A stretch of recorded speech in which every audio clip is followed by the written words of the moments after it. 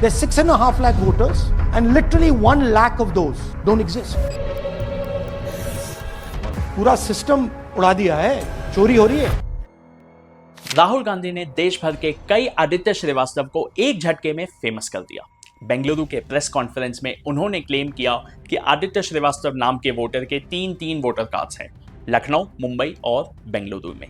Media checks के बाद वही आदित्य श्रीवास्तव बेंगलुरु के महादेवपुरा सेगमेंट में ही रजिस्टर्ड दिखते हैं और इसी एग्जाम्पल से डिबेट गर्म हो गई कि वोटर रोल्स में घबराहट ज्यादा है या फिर गड़बड़ी। शायद राहुल गांधी को इस बात का एहसास नहीं था, लेकिन बिहार में जिस एसआईआर को वो अपोज कर रहे थे, अब उनके इस क्लेम ने साबित कर दिया है कि एसआईआर पूरे देश में होना चाहिए। आइए देखते हैं क्यों मैं राहुल गांधी की स्टोरी को फेस वैल्यू पर सही नहीं मानता और क्यों एसआईआर टाइप ऑडिट को सपोर्ट करता हूं। राहुल गांधी का आरोप है कि फेक वोटर्स, डुप्लीकेट एंट्रीज और वोट की चोरी चल रही है और ईसीआई इसे रोकने के बजाय अलाउ कर रही है बीजेपी को फायदा पहुंचाने के लिए। महादेवपुरा में उन्होंने फेक वोटर्स, इनवैलिड एड्रेसेस और एक ही छोटे से घर पर कई लोगों के नाम जैसे पैटर्न्स दिखाए। उनका कहना है कि ये पैटर्न सिर्फ कर्नाटका तक सीमित नहीं है, बल्कि महाराष्ट्र जैसे स्टेट्स में भी दिख रहा है। साथ ही उनकी डिमांड है कि पूरे डिजिटल ई वोटर डेटा को पब्लिक किया जाए ताकि इंडिपेंडेंट ऑडिट हो सके। We have been saying since Maharashtra, give us electronic voter list. Election commission ने अपने जवाब में एक टफ नोटिस भेजा। उनका कहना है या तो एफिडेविट देना होगा या फिर माफी मांगनी होगी। कमीशन का स्टैंड है कि स्वीपिंग चार्जेस बिना एविडेंस के इंस्टीट्यूशंस को मेलाइन करते हैं। अगर प्रूफ्स है तो ओथ पे साइन करना चाहिए। राहुल गांधी ने पलटकर कहा ओथ तो पार्लियामेंट के अंदर ले चुके हैं और दोबारा कंप्लीट डिजिटल रोल्स रिलीज करने की मांग की।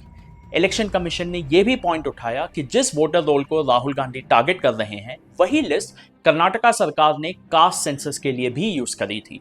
अगर रोल्स उतने ही फ्लॉड हैं तो उनका इस्तेमाल क्यों किया गया और इंपॉर्टेंटली कैबिनेट ने उस रिपोर्ट को इसी साल एक्सेप्ट क्यों किया।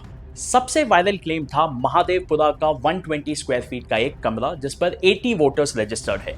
एनडीटीवी के ऑन ग्राउंड चेक में रूम ओनर ने इसे कंफ्यूजन बताया। उनका कहना है कि माइग्रेंट वर्कर्स 4 से 6 महीने रहते हैं और फिर घर खाली करके चले जाते हैं, इसीलिए सेम एड्रेस बहुत सारे वोटर कार्ड्स पे देखा गया है।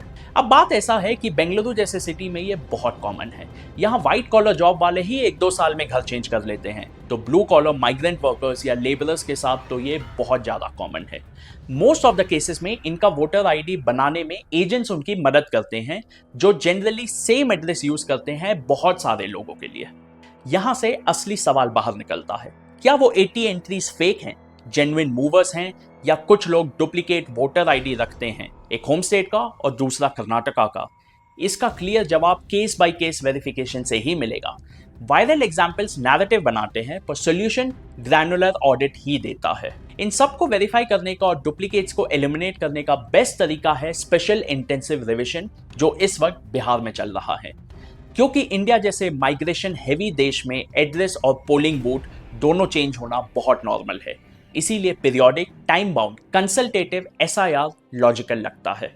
इसी एसआईआर के प्रोसेस में digital chain logs, BLO verification का डेटा पब्लिक डोमेन में डालना चाहिए ताकि पॉलिटिकल चार्ज के बीच ट्रस्ट रिबिल्ड हो सके।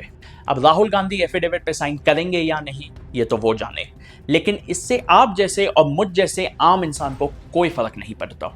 डेमोक्रेसी सिर्फ ईवीएम्स या रैली से नहीं चलती, वोटर लिस्ट ही असली मदरबोर्ड है। अगर मदरबोर्ड में बग हुआ तो स्क्रीन पर जो नंबर्स दिखेंगे उन पर भरोसा कम हो जाएगा।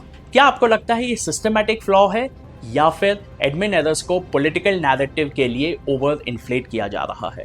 अपना ओपिनियन कमेंट सेक्शन में डालना ना भूलें। जय हिंद।